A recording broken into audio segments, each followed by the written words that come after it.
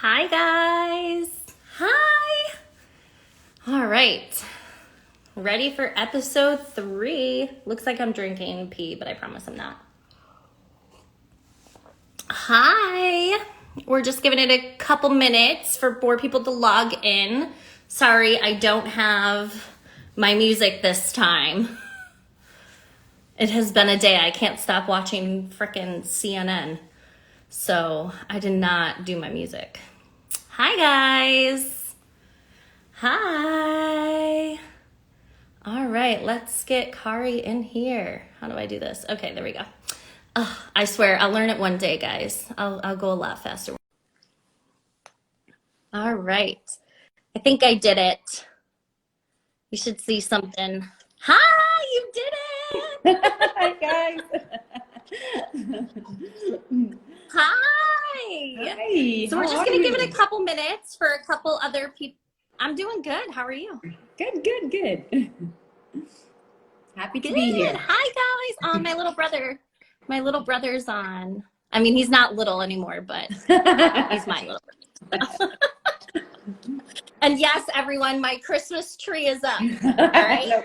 Here in the States, it is very stressful right now, and I needed some cheer. So, hi, guys. Hi, Jess. Hi, Jackie. All right. So I was saying how I don't have my music this time because I'm not going to lie. I haven't been able to stop watching CNN, so I forgot my music. But that's okay. We usually shut it off after anyway. So thank you everyone so much for joining episode 3 of the Solo Travel Woman series, Tips for Traveling Solo. My brother was like, I'm married with a house. I'm not little, but you're my little brother. Anyways, thank you so much for joining. This series has been amazing thus far, and I am so glad to continue to see so many people join us each week. As you know, I'm Sarah. I'm the founder of Solo Travel Woman and STW Planning. We are a travel planning and destination event company. I also recently wrote my first book. It's a travel planner for anyone who's planning solo trips. Tons of great tips and resources, and also a journal in there. So great gift for the holidays, wink, wink. I actually have a ton that I just got in the mail to like give out and stuff. So get yours. But that's enough about me. You guys have heard about me a million times already. I've done these a bunch, but I want to introduce our guest today. Her name is Kari, and she owns her own travel design company, and she's here to talk to us about traveling economically. So Kari, I want to pass it over to you to just give an introduction, introduce yourself, let us know a little bit about your company, and then we'll get started. Okay, thank you. I am Kari from Travel Designs by Kari, Mind, Body, and Soul. And my mission as a travel advisor is to promote mental balance and to kind of take the stigma out of traveling. I think sometimes we have this belief that traveling is a luxury when it's really a mental balance. And I like to call it travel therapy. So that is what I do at Travel Designs by Kari. That is amazing. I love that. I think we all take these solo trips for some type of mental stimulation. And I think when you focus on the wellness aspect of it and how to align your mind, your soul, your body, and incorporate the different cultures in that, I think is a really great way to fully experience what you're doing and where you're going. A lot of us just kind of coast through it. You know, we just go on these trips and just kind of, I know I used to be like that where my itinerary would be from morning to night and I wouldn't even think. But I think when you take time to really absorb it and focus on it, I think it's such a great thing.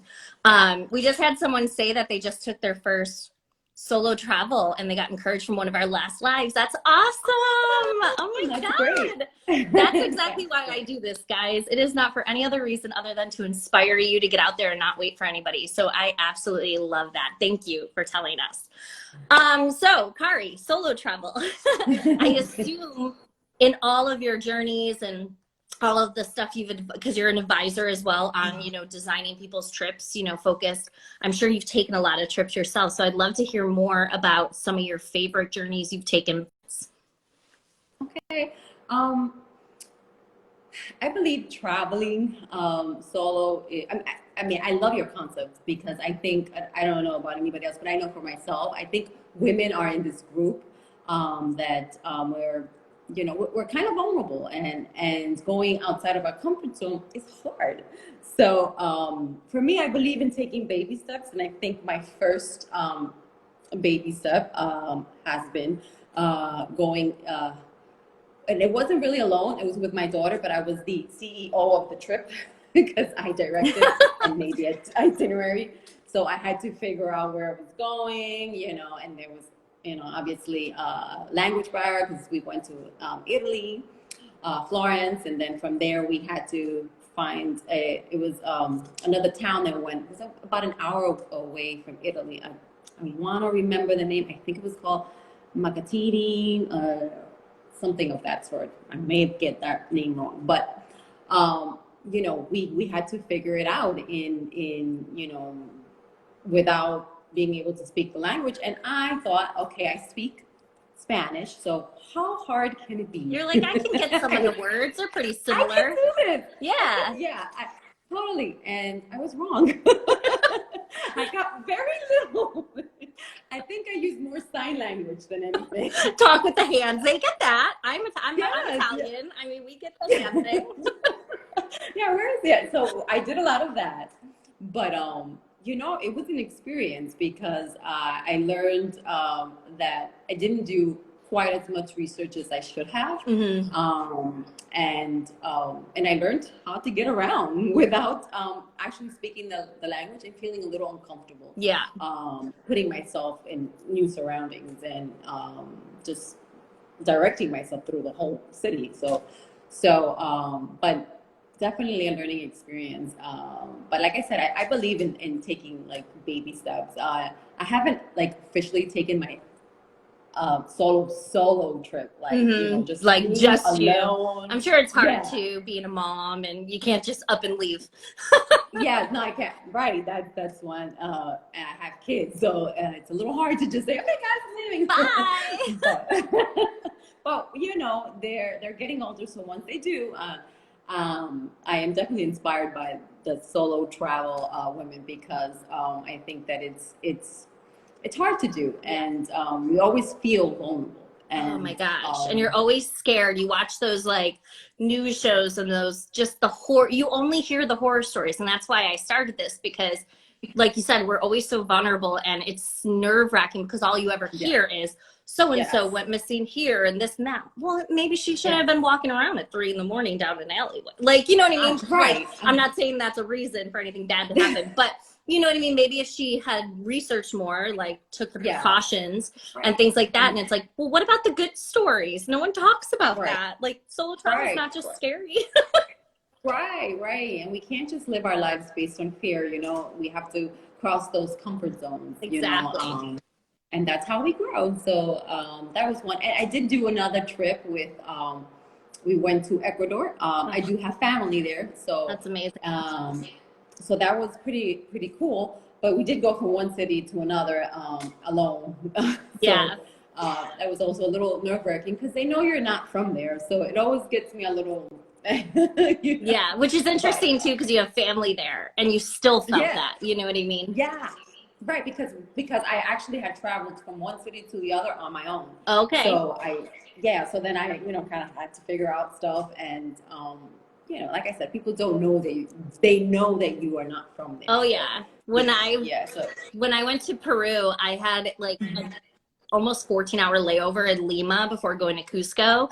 And obviously, you know, I'm not from Peru. I'm sitting there and like people would ask me questions and I know basic Spanish, like I can make my way around and go places. But when a natural Spanish speaker, just like I talk extremely fast in English, when someone whose first language is Spanish and they're talking very fast, I'm like, I know words, but then I'm like, and then they'll ask, and I'm like, un poquito? I only know a little bit. I don't know a lot. That's funny. That's what happened to me when I went to Italy. They would just, I'm like, wait. Yeah. Like, one word there. If you say it slowly, I could pick out words and then figure out the sentence. But if you go too fast, the same, I don't even understand myself half the time when I talk. So I'm not understanding somebody else.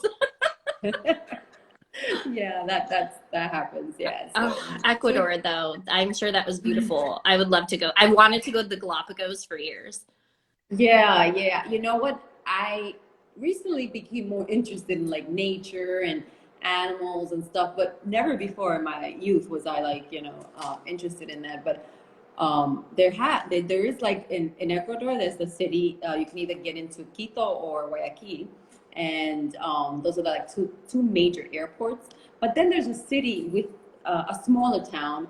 It's actually bigger now, but it's still small in relevance. Yeah.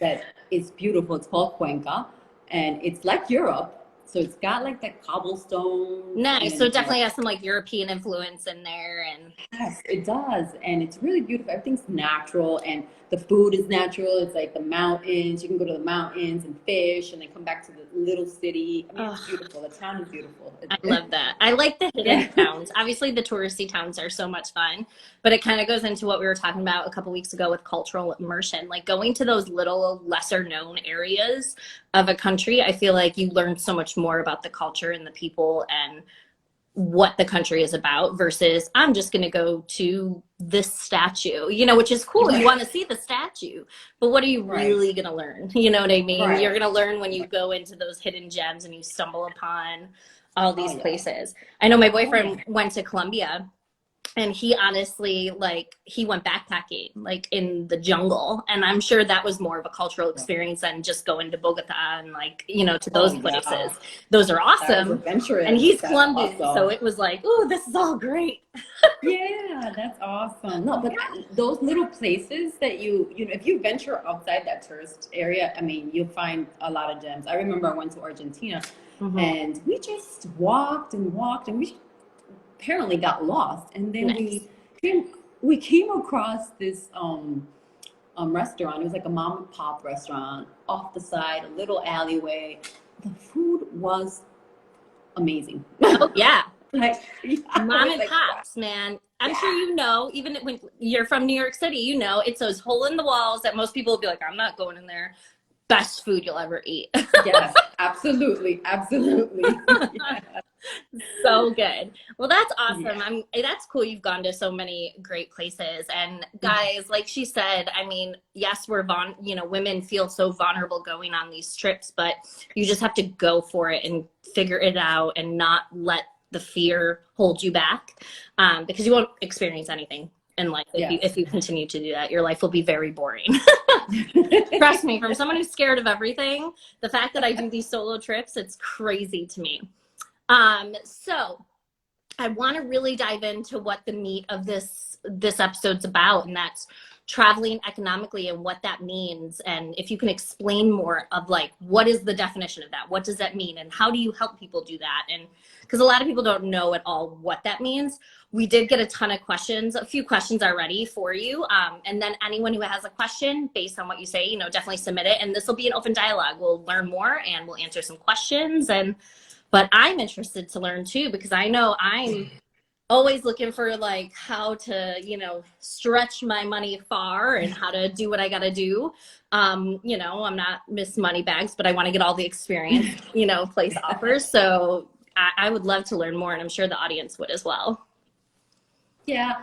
Well, traveling economically, I think means it's personal to everyone because I think it means what is most important to you and what is the least important to you, and just prioritizing that. I know that for a lot of people, sometimes traveling is, financially it's they may not have it in their funds, so planning is important ahead. I know I get sometimes people ask me, how do you travel over here, over there? It's planning and creating that budget. And especially, I think one of the biggest things is traveling not during high peak time, Yeah. and that is holidays. Yeah. Holidays, not only is it expensive, but what you pay to travel in that holiday, you can actually maybe stretch that out to a international trip and a local trip, For as sure. opposed to just putting it all for a holiday. So I try to travel off peak. time, I get a better deal, Mm-hmm. and I'm not surrounded by the world in the airport, or Oh yeah. it's not so many people are traveling at the same time, So and also traveling during the week. If you can take a look at those, flights are always fluctuating. Mm-hmm. But during the weekends, people always want to start their trips on a Thursday and Friday. I get it, it's the weekend, but you're going to pay for that. Usually Wednesdays, the flights are usually better and more economical. I also So heard take it. something, and maybe you know if this is true. I also heard like the day you purchase your flight can affect the Mhm. cost too. Like some people say that they find that flights are cheaper on Tuesdays when they look versus on Thursdays when they look, even though they might not be traveling for a while. Have you experienced that at Yeah, all? absolutely. And sometimes I even think that because you're doing these searches on certain days, and because we've gotten so technical savvy that they know you're searching for these They do. trips, Oh, they do. and so you start look. I remember one time I was looking for a flight, and I looked for this trip for about a month, and I was working off of one computer, and it gave me a price, and then I looked it up on another computer, and it gave me a different price.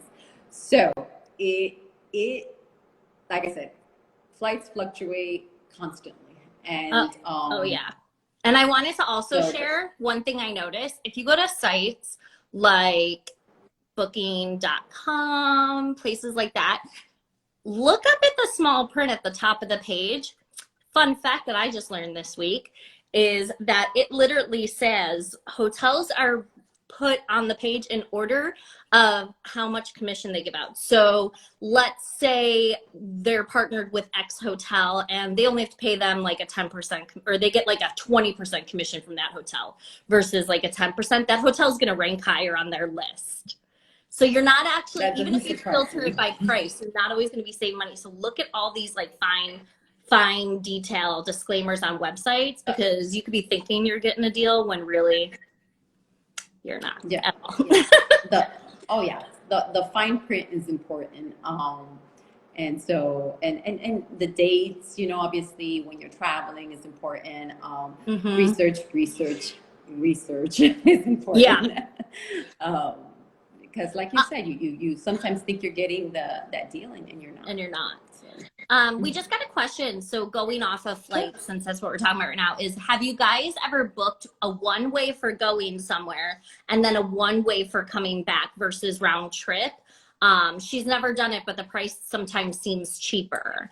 I know I have a couple times, mostly for domestic flights, like throughout the United States.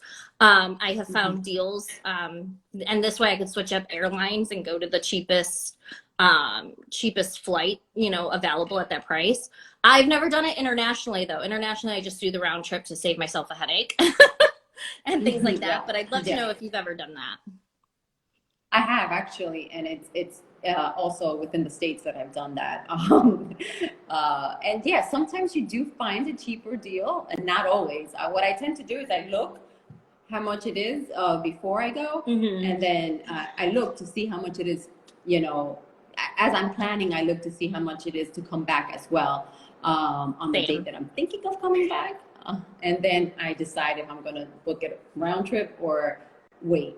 Yeah. But yeah, it gets a little tricky, booking those flights It and definitely does. And I transport. think the one time that has saved me money is when I do multi-destination flights. So living in New York, let's say I go from New York to Atlanta where my office is, but then I'm not going back to New York. I'm going to San Diego after for something. Mhm. I've noticed doing one ways versus a multi-segment, how you can you can Right. filter and do multi-segment. Uh-huh. I've actually found that doing it one ways have made it more cost effective for me than if I did multi-segment. It charges me so much more money. It's insane. Right. Yeah, yeah. So yeah, um, that's you have to research. You have to research. For sure. some other some other things that I've encountered. I think that going back to the economical, traveling economically, I had stated that it's you have to kind of prioritize what's important to you. And I know I've had some people who have wanted to travel economically, and what their most important part was to get to the destination and be do activities, have adventures in the destination. And so they weren't interested in how they were transported to whatever country they were going to. So my focus was to get them there. And so sometimes getting them there without paying for extra luggage or paying for items like that, that they were not interested in. They kind of were, I was able to get them to the destination with having to do their adventure at the price they wanted, but they had to kind of go there on a budget, not paying for whether it be extra seating or paying for extra bags, because all that accumulates. I was about to say, I think she was setting that expectation for people. Like, okay, if you're really looking to save money or and do this on a budget, it's something that can be done, but you are going to sacrifice some different comfort levels. I mean, and that is what it is. So, yes. Which that also sets me up for a question we got was, would you trade comfort for price? Is that something that you would do? You would suggest a client to do? I know a lot of it's based on personal preference. Have you ever done that? Oh, yes, many times. It depends where I'm going. Like, I have a trip going to Mexico soon, and for the holidays. But why? Because right now, since travel is not in high demand, I could do that. I can pay for a trip to go to Mexico with 5 people. Economically, So, what I did was I didn't trade the travel. I'm doing it in a luxury form because I can't at this time. But there's been other trips that I've taken where we're just backpacking. Oh yeah, that's what we're doing. We're backpacking and we're going. Because the point is to get there and have the experience. But yeah, definitely. There are many times where I tell my kids, let's go. We're just going to take our backpacks and we're going to go. And there are times where I say, well, no, this is going to be an all-inclusive and we're going to be in luxury. Do it so, yes, I can fluctuate. Yeah. So, it depends. Like I said, it depends on the person and depends on what you're willing to sacrifice to meet what your price, what your budget for sure. is. And I've always been someone who, I mean, I like luxury, let's be real, and all-inclusive resort is my favorite. And if I could stay at a hotel that overlooks like the Eiffel Tower, I would. But I mean, it's the same thing with, hostels. Like, do I want to have 8 roommates when I'm on a trip? No, not really. But it's been, it's what I sacrifice and what I do so that way I can have more experiences and I can go on more tours and I can go eat at nicer restaurants and eat really good food in the area, or just not have to think. I don't want to think like, what if, I get stuck somewhere for an extra couple days. I can afford it because I'm staying at a hostel. It's hard to afford a $400 or $600 a night room extra if the weather sucks and you can't go home. You know what I mean? So it's just, kind of looking at all the different things that factor, because I'm always someone that has that stash fund. Like, I have a budget for my trip, but then I always put extra money aside in case, because I've been stuck. I was stuck in Cusco in Peru for an extra 10 days because Hurricane Irma hit and I was supposed to fly into Miami and I couldn't. Wow. And thank God the currency is so different there, and I had the extra. But I always have that safety net. You're like, okay. I always travel economically, so that way I can save a little extra for if any emergency happens. Yeah, that's actually smart. You have, especially if you're traveling solo. You get stuck somewhere. It was scary. Yeah, it's scary. the only way I can get home was to end up getting a first class ticket on United, which was like $2,000. I mean, I ended up getting everything back with my insurance claim, which, by the way, everyone, always get travel insurance, especially now. I can't tell you how many trips I've had to reschedule and move around because of COVID and things like that. And thank God for the insurance. It's a lifesaver, but I got all that money back. Like it was over like $4,000 that I ended up spending extra because I got stuck and I got it all back. Yeah. Do you have any tips regarding currency exchange? Are you meaning like where and when to do it? I personally use my card a lot because I have a free, my card doesn't charge exchange fees. And then I usually just get money out of the ATM in the location I'm at. You just put your card in, you say you want it in that currency. So Soles, when I was in Peru, for example, and it just gave me that, I try not to exchange anything at the airport. The currency exchange is horrific, I think, at airports. Don't do it. Yeah, right? It's so Yeah, bad. absolutely. In fact, I've gone to a mall once. I went to like thing. the Galleria Mall in Buffalo when I was there before going to Peru and got or no, before going to Europe to get euros. And that was better than the airport. Yeah, I think that's I don't know, a tourist trap. They try to get you to change money there. Yeah, I do the same. I go to the ATM within the city that I'm staying, and I just withdraw money that way. Yeah, I feel like it's just so easy. It's just easiest. Like just use your ATM card like you would anywhere else. And I try to carry a little cash on me in the currency, but other than that, where I can, I just use my card. It's easier documenting it. I don't have to worry about getting pocketed. Yeah. Oh yeah. Especially if you have the card where it doesn't, you don't pay for that exchange. Because some cards, if you don't have a card like that, those fees are going to go really up.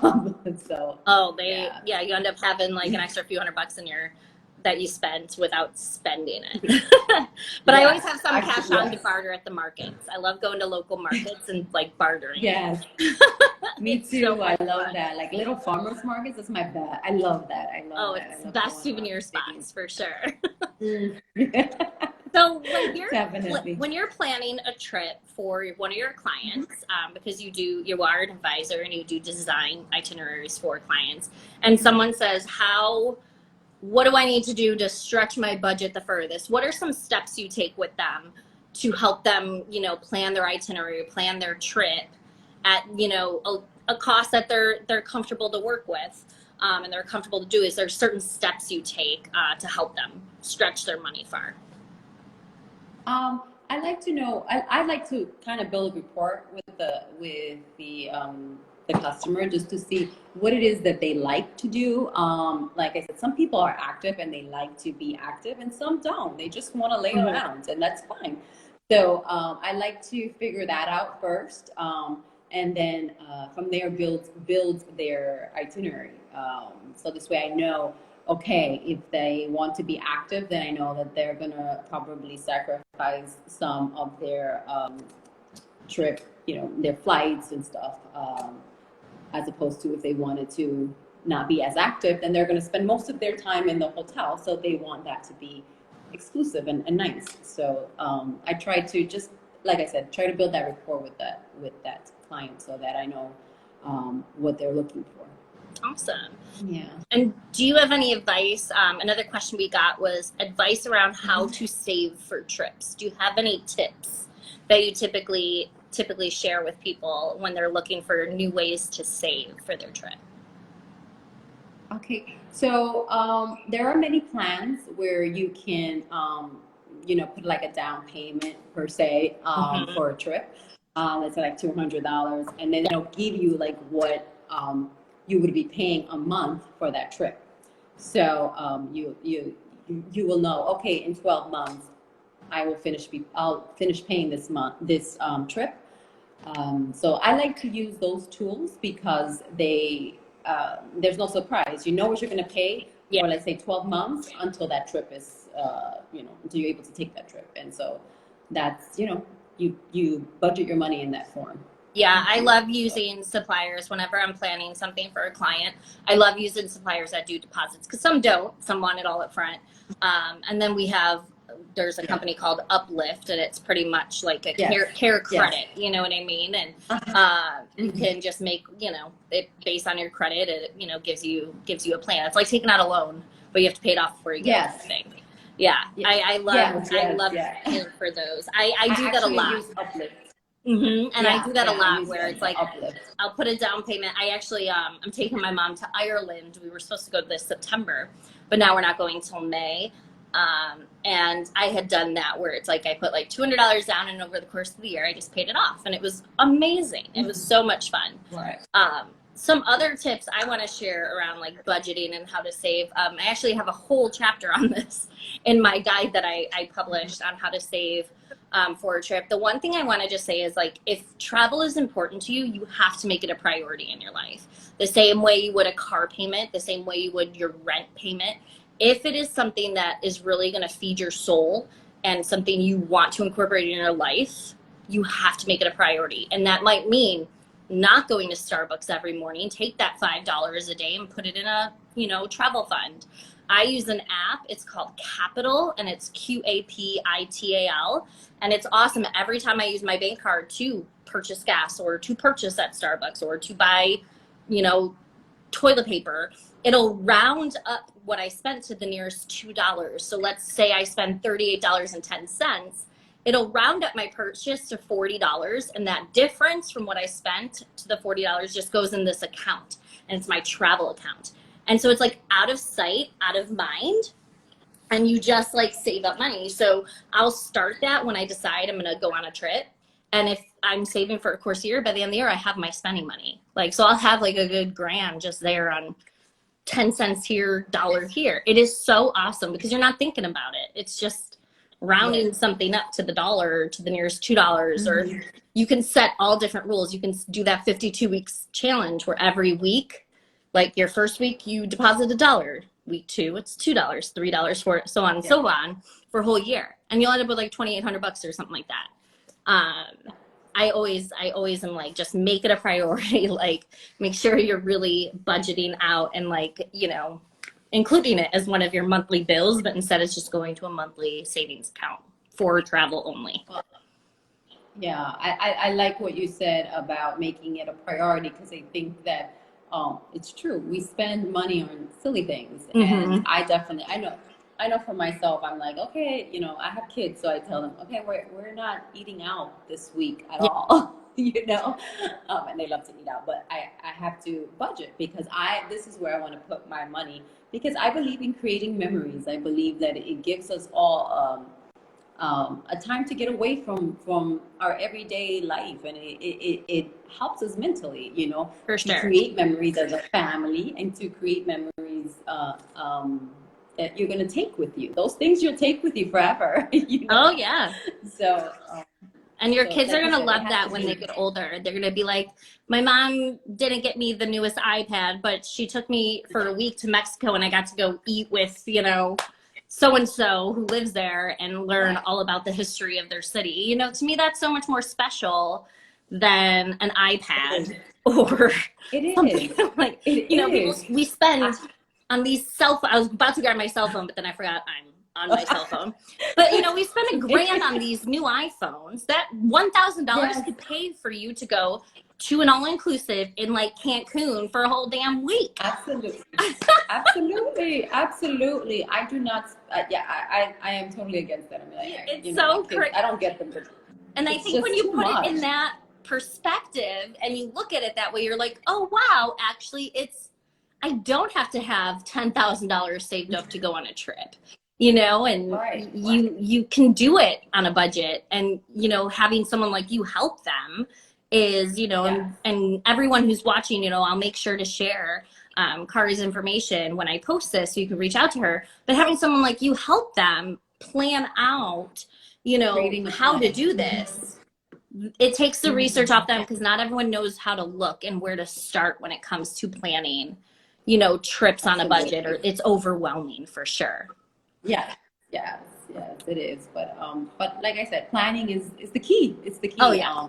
And planning, sometimes, we always want to go, oh, let's, to another country sometimes. But maybe you can go to another country and then a lot of little trips within the States. There's many places here in the States that we haven't discovered.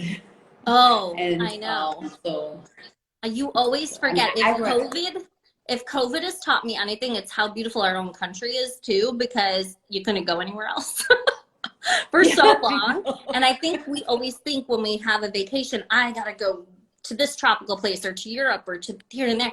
But I think so many people have been doing a lot more domestic. I mean, I know that's a ton of what I've been booking as domestic travel because that's really all we can Yeah, do. And oh my gosh, yeah, and there's so much of this country people don't realize are just you have to absolutely. visit. Like I'm now on a mission to Absolutely. visit every national park. Like that's what I want to do. Want to rent an RV and just go That's do it. great. That's yeah. Yeah, I mean, it's. I went recently to Tennessee. Not a place I would have ever thought of going, but Right. I said, okay, well, let's go. It's cheap. It's $34. Go I do some mean, you honky can't beat tonk that. dancing.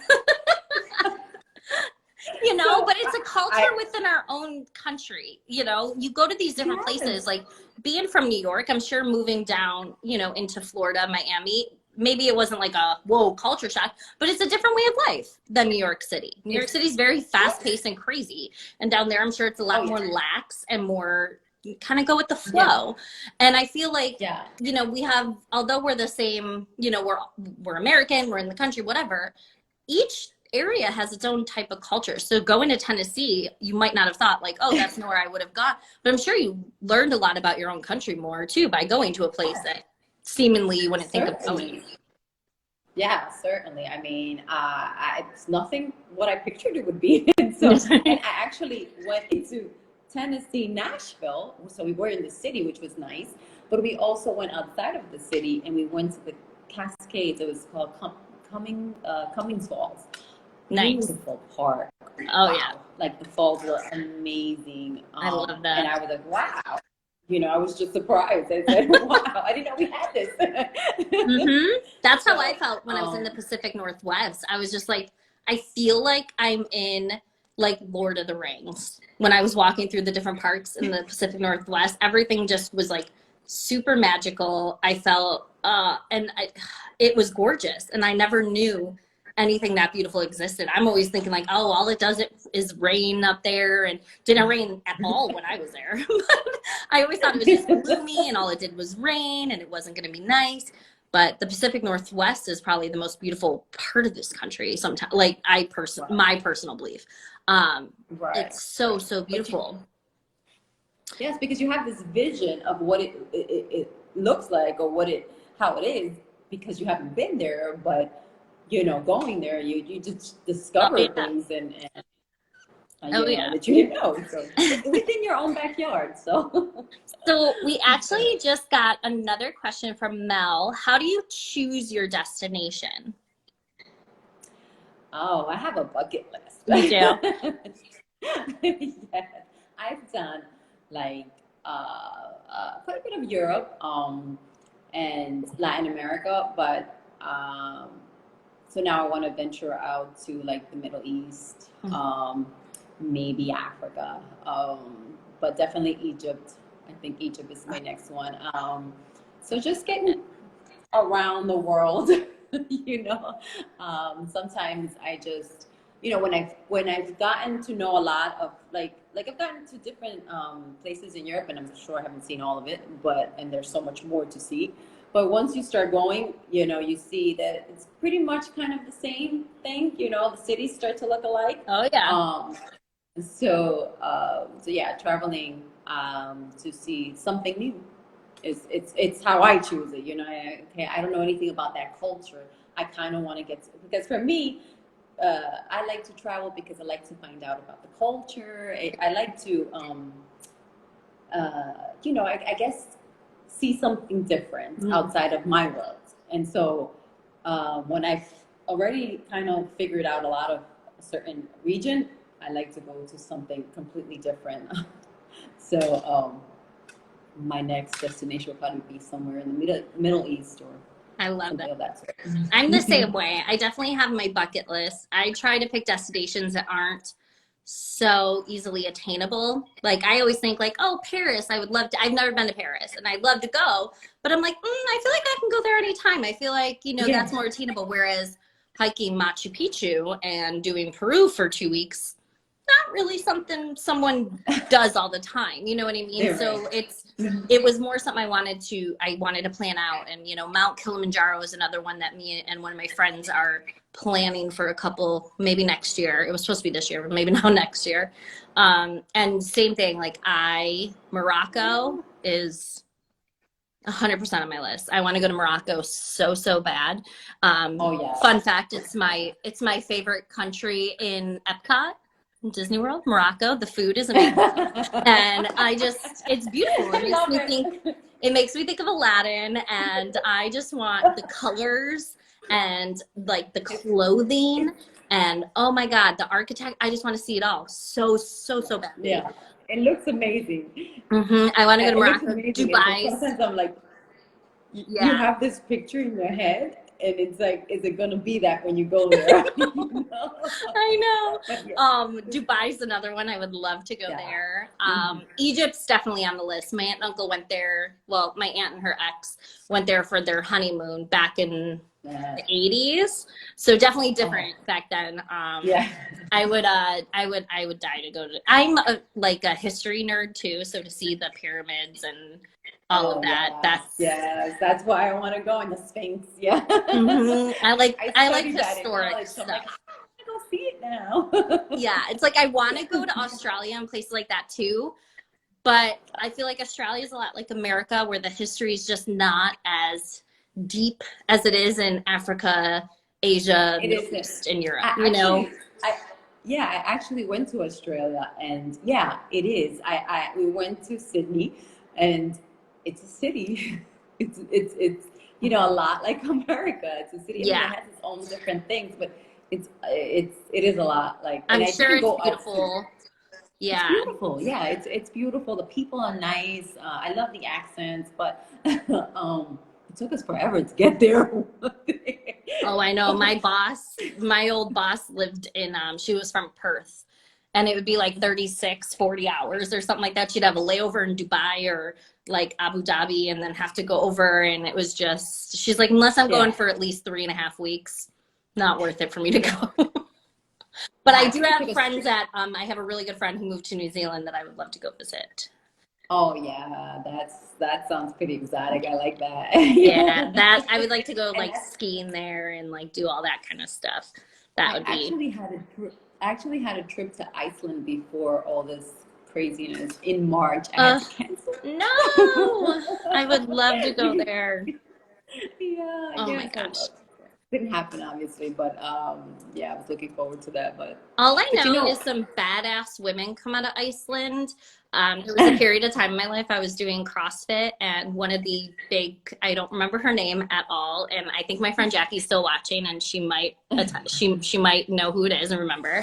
But I think she was from Iceland, and all I know is there's some badass broads that come out of Iceland. Like she was like insane when it came to CrossFit, and I know she like was always in like the big games and championships and all that jazz, but I don't remember her name. But yeah, there we go. See, she wrote it. Annie. There we go. Annie Thor's daughter. Annie Thor's. Yeah, Oh, wow. that's a tradition. If you didn't know, learn that about the culture. Last names, they always add this like, I guess it's called like a prefix or something like this, like daughter if you're the daughter, and I forget the male version, but they add this onto the last name of people in Iceland. So that's something cool. But yeah, like that's literally my extent of Iceland, was seeing this woman come out of there who was the best. And that's the picture that stood in your head. Yeah, that's the picture in my head, is that I'm going to meet all these women that are like badasses. But it's true. You get these images, and but that's everything, I guess. So one of the last questions we've gotten was, what type of lodges do you find most economical when traveling? I would have to say like the boutique kind of Oh, okay. hotels. I find those more economical than. So it depends. It also depends where you're going.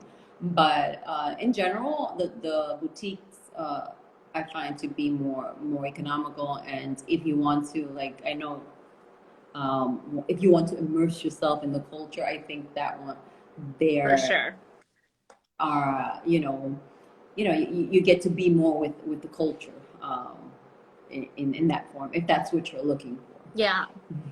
So yeah. Yeah, I definitely would have to agree with that. I mean, and especially when you're in big name, all inclusive type, or not even all inclusive, but hotels that have the restaurant and the spa and all that stuff, you tend to stay there more, so you're less likely to explore. So as far as cultural immersion goes, definitely I agree. As far as Mhm. boutique hotels, Airbnbs, hostels obviously is probably Yes. the most Mhm. economical if you Yeah. don't mind, If you don't obviously I mind. think if you're in your 50s you don't really Yes. want to stay at a hostel, but when you're younger and you are more like adaptable to rooming and being with many different people, Mhm. especially if you're traveling solo and you want to meet new people to pal around with, or like I've always said this on all of these, some of my best friends I've met through those type of travels.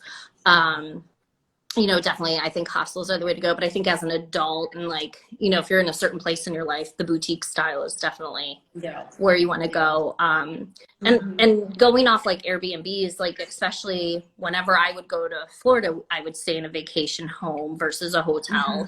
Mhm. Mhm. Because and one, it was definitely more, you can cook your meals, you don't have to eat out every time, especially if you have a large group you're going with or a family, saving money by cooking breakfast at your, hostel and packing a lunch, and then maybe saving Mhm. going out for just dinner, or something like Right. that, is definitely a way to help save money too while you're, I think, on your trip, Mhm. Mhm. for sure. And I think sometimes you're also less less like visual, like if you're in a boutique as opposed to a big, sometimes those big hotels, American hotels, when you're in another country, Hmm. they're just a big target sometimes, as opposed to the boutiques where they kind of blend Yeah. in, and Oh, you for can sure. kind of sort of. Hmm. Yeah. So. Well, we are almost at time because Instagram only lets you go live for like an hour and then it cuts you off and then you have to restart it. I think they're changing it too, by the way. Pretty soon, I think it's going to be up to 4 hours you can go live, which is awesome. So I wanted to, before we sign off, any key takeaways? Like if you could give, the audience one big piece of advice, what would it be? I think my the one thing I want you to take away from here, well, actually two things. One is traveling is not a luxury; it is a mental balance. So treat yourself, treat your family, create those memories. And two is plan, plan. Use an app, budget yourself, use your travel advisor, whatever it is, plan and make it a priority, because I think that in this world right now, with technology being so accessible and we're always connected, we just never disconnect. Oh yeah, And so it's vital to be able to disconnect in order to come back and refresh and with a clear mind. I love So that. I love that. Well, definitely. Kari, thank you so much. I really appreciate you doing this. I'm sure everyone that watched today appreciates you. This will be posted after it uploads to IGTV. So for those who have yet to see it, thank you for watching. Watching it on demand. I will also make sure that Kari's information on her business and what she does is located in the description of this. So definitely reach out to her if you're interested in booking any economic travel or any vacations and having it designed by Kari and her company. Definitely take a look. And also I will link the solo travel women guide, because a lot of what we talked about today, planning and tips on how to budget and how to save, is located in that. So it might be a really good tool for you to check out. But thank you guys. I really appreciate it. And thank you, Kari, so much. I Thank, appreciate you. thank you, Sarah, for having You're me. welcome. It was a pleasure. And if you guys want to take a look at my Instagram, TD by Kari, I have the 5 economical ways that you can travel. Okay. Love Thank you that. so much, Sarah. You're welcome. Thank you. Bye, guys. All right. Mwah. Bye.